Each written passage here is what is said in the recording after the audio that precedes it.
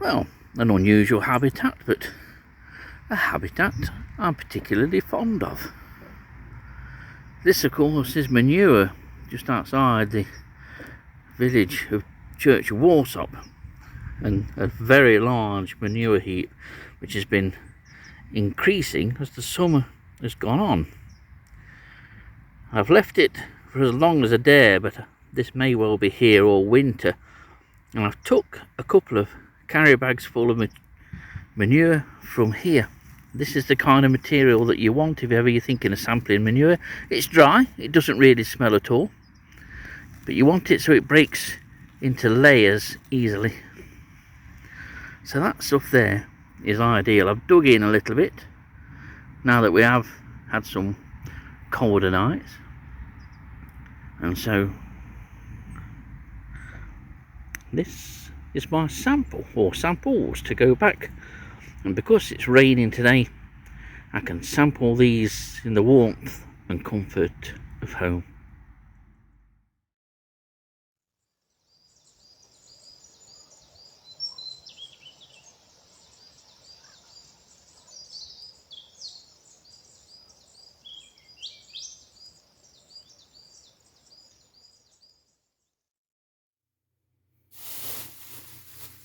Right, well, I'm back home, complete and armed with samples. 2 carrier bags full, so it's going to take a while to go through, and I probably won't do them all today, but I'm hoping that there'll be quite a lot of stuff in there, especially false scorpions. That's really what I'm after, but any interesting beetles or anything that I haven't seen before. It should be pretty full of invertebrates. If you want to see lots of invertebrates, then sampling manure is an excellent way of doing so. And so we'll make a start. So we'll get a first sliver of manure. This breaks easy. This is the ideal kind of manure you want to sample. It's virtually dry and breaks into layers like that. And it's a case of just breaking through those layers, giving them a tap. Although there might not appear to be gaps in this between the layers, there are. You'll be surprised where invertebrates can get. This is quite a thin piece, but give it a tap. This lodges any inverts, and we get rid of the larger stuff. And straight away there's 1, 2, 3 false scorpions. That's amazing. I've never had that before. Oh, there's 4. There's one right at this far side. So we need to pop these up and have a look at them.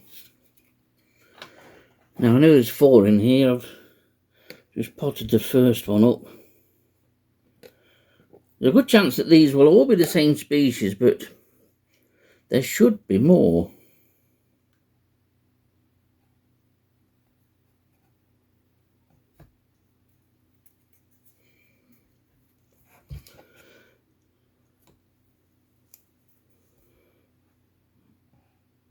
There's another one here, look, in the centre.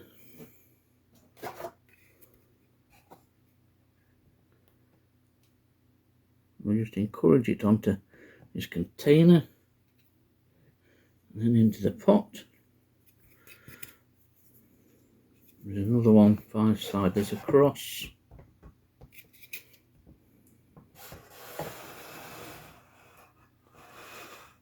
Lower right hand corner, one here, look.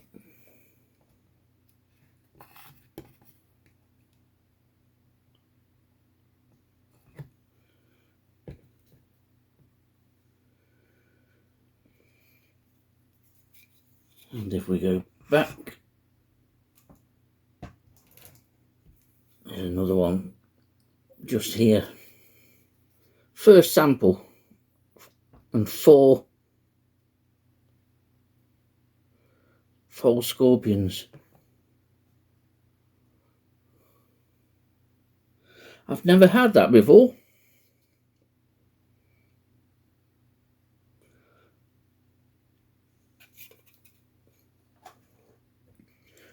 Oh, we'll see if we can have a look at these. Oh,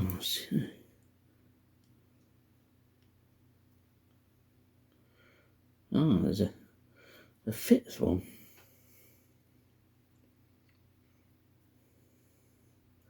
There's going to be loads in here. So this is the first sample. Now the number of woodlice that's in here, there will be a lot more, and these are all juveniles, and the juveniles of Porcellanides prunosus, which if you sample manure, you will find Porcellanides prunosus in large quantities. Now look at this. This container holds 2, 4, 5 or 6 false scorpions, but we have a tussle between these two. Now, are they the same species? If I try and keep that in the centre. Oh. Are these the same species? Are they 2 males? Although the males shouldn't be fighting over anything at this stage. But they're really having a good go at this. They're both locked on to the arms. One is lighter than the other. The one on the right, or above now, is lighter than the other.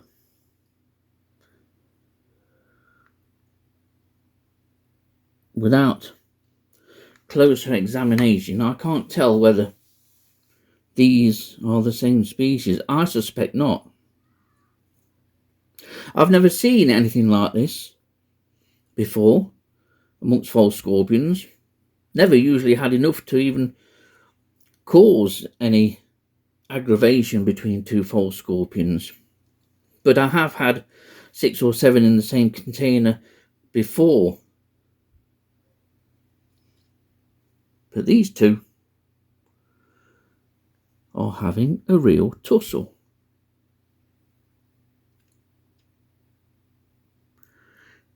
This must be common in the lives of false scorpions. I don't believe that they're territorial, but for some reason these 2 have taken a dislike to one another. Oh, now the competition has ended.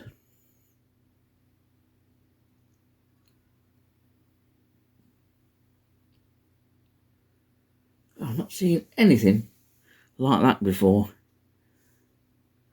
So I need to get those 2 out, pot them up separately, and see if they are the same species or different. And then I need to collect the other ones which are now out of the pot. Well, I've just mentioned that there's no spiders, or very few spiders in this sample. And yet in the next handful, along comes this little chap, or should I say lady, because this is a female Europhoris frontalis. This is one of the jumping spiders that we have here in the UK. They're quite beautiful and charming, and the male is a real corker of a character when he's in his adult finery. Now I'll put several photos in of the male, and I'll include a photo of the female because the female is a bit drab compared to the male. But she is very nicely marked. The patterning on the abdomen is quite beautiful, and that abdomen is an olive sort of green ground colour with some darker chevron like markings. But jumping spiders are brilliant. If you have a fear of spiders, these are one family of spiders that you don't have to fear at all. They're cute. These would make lovely cute furry toys for children. And the good thing about them is that they're very reactive. They will either come towards or away from your finger, and they'll turn to look at you, because jumping spiders have brilliant eyesight. I can try and get that one a little bit better. But they're cracking little things, and Euophrys frontalis is fairly common. Found it a number of times, and I'm quite surprised it's turned up actually. Certainly common in the Sherwood Forest area, but any open grassland situation, possibly waste ground, may well hold this. So this is a nice little thing to find. It's being very cooperative too. Oh, another small handful of material has produced another 3 false scorpions, 2 of which are here towards the lower part of the screen. This is the most successful I've ever been for false scorpions. And there's the third one. It's just fallen off something. They all look to be the same species. Some variation in size, which you would expect within species. I can't believe it. I need to tot all these up, but 3 altogether, including one here. They are tough things.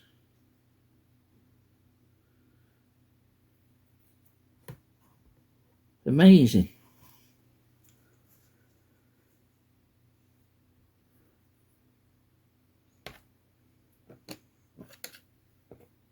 I've just broken up another small handful of material. With manure you tend to get quite a lot of spiders, although there aren't that many here. So today I'm using a deep-sided plastic tray for this material. We have a false scorpion. If I move that. We have 2 false scorpions. We have a young one. If I can get them into suitable position. There is the immature one. Just there, and next to it, look at the bottom here. So the immature one here. They call them trito nymphs.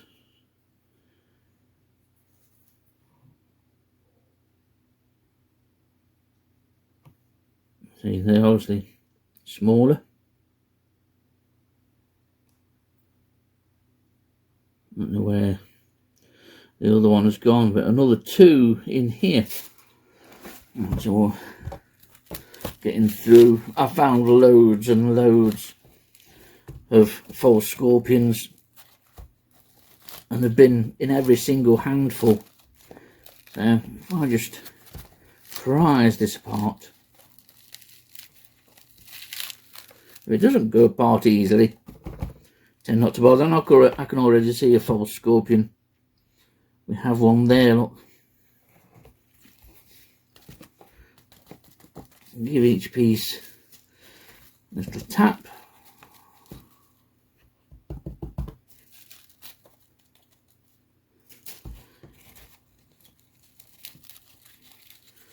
So I'll just break them up a little bit. Give them a tap to dislodge anything. And then I'll remove the larger pieces.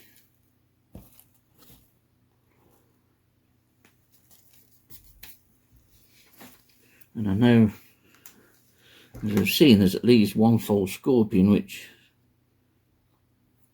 is still just there, look. And whether you can see that, there's another one here. just on this piece of material, just about to come off it.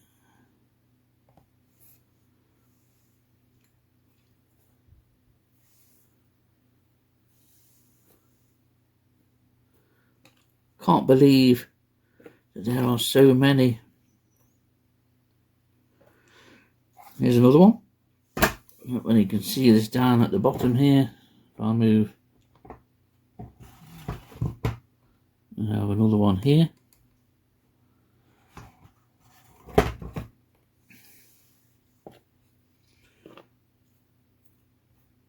There are now a minimum of 3, but there will almost certainly be more.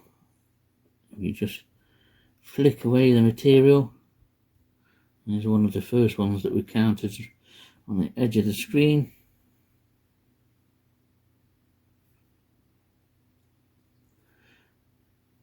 It's remarkable. I've never had anywhere near as much as these before.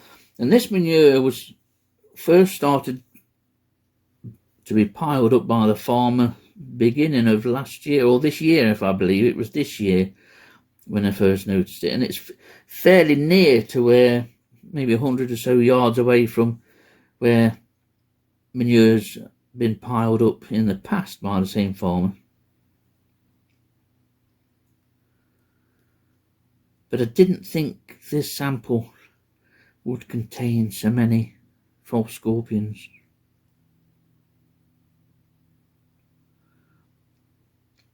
What has been amiss from this sample so far has been beetles.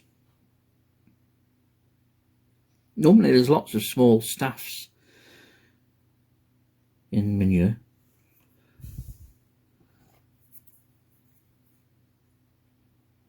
but none this time. There's one of the ones.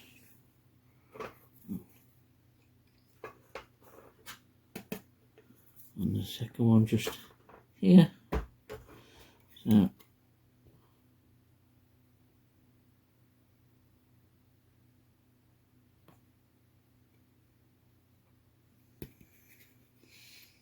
I'm not collecting them all now, and I'm not going to kill the ones that I have. They will all be returned to the point and place where I got this sample from. So 3 in that handful. Another sample just breaks up nice and easily.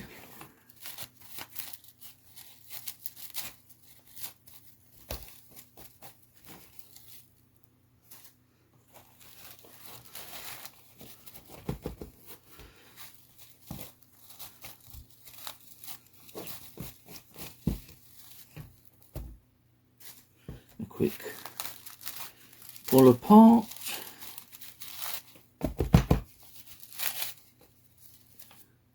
And a tap.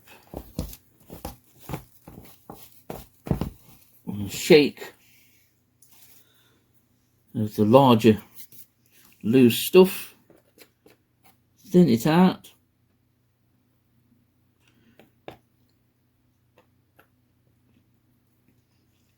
Lots and lots of prognosis, which is the woodlouse.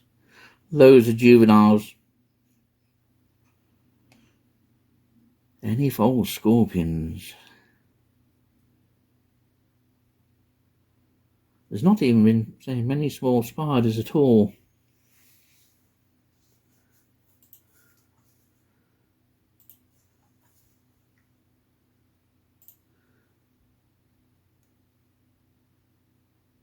And you're just looking for that unmistakable shape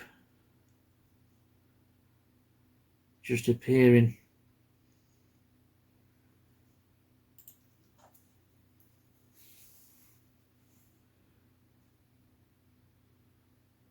I'll be stunned if this is the first handful that's not produced a false scorpion. One spider, though, that I was expecting was a spider you get in literally handfuls of this stuff.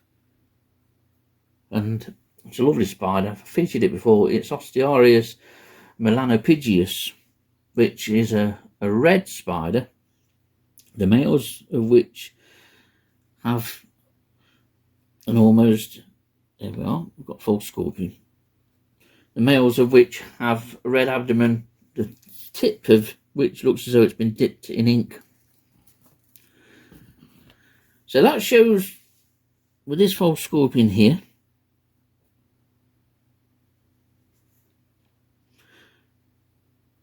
it was a good example of how I didn't think there was anything in here, but you need to give at least several minutes, 2 or 3 minutes, for things to appear.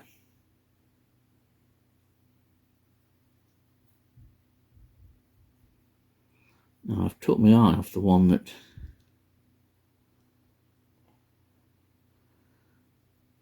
I'd found and seen, but that appears to be the only one in this sample.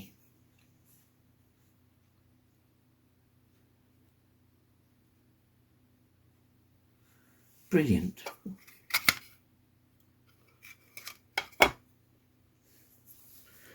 Well, this is just a selection. There's a tussle ensues in the bottom right corner between two. This is just a selection of the false scorpions in this sample.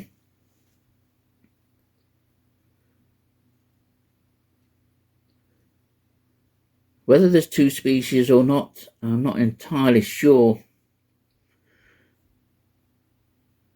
but I was just looking at the one that's there on the side. It looks slightly different to others, and there's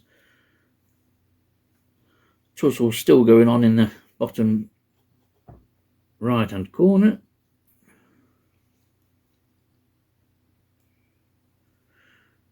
And there's also another tussle going on this side here. So extremely successful, very, very successful, and I'll need to identify these to species, see which we've got.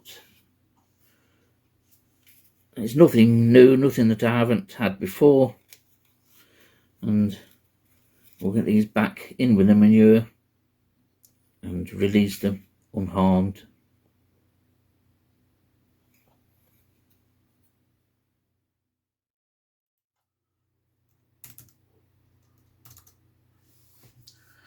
A very successful sample then, and in fact, even though I took 2 carrier bags to sample, I only got through a few handfuls of the first carrier bag, and it became so repetitive, just false scorpion after false scorpion, and not just on 1 or 2, but in several handfuls. It was half a dozen or more.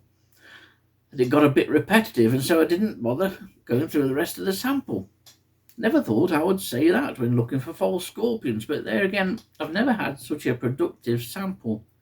And you may think that the very nature of the medium cow manure that I was sorting through may well not be the best of mediums to bring into the house, but when it's dry like that and it's been stood in the field for months during the heat and hotter days of the summer, it loses its smell, and to be honest, it's virtually just straw that's stuck together.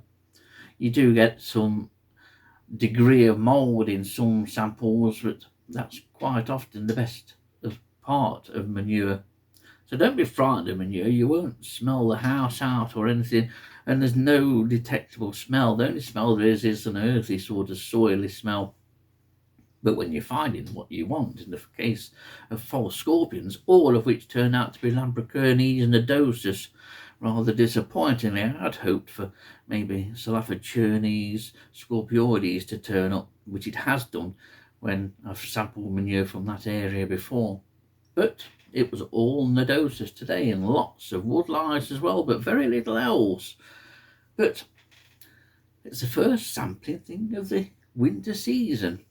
Winter is a great time, even autumn of course, are great times in which you can go out, collect a sample of something, preferably that's virtually dry, bring it home and sort through it in the comfort and warmth of home. You can be doing recording work 365 days of the year. You don't have to wait for the high days and holidays of summer. There's plenty that can be done during the autumn and the winter.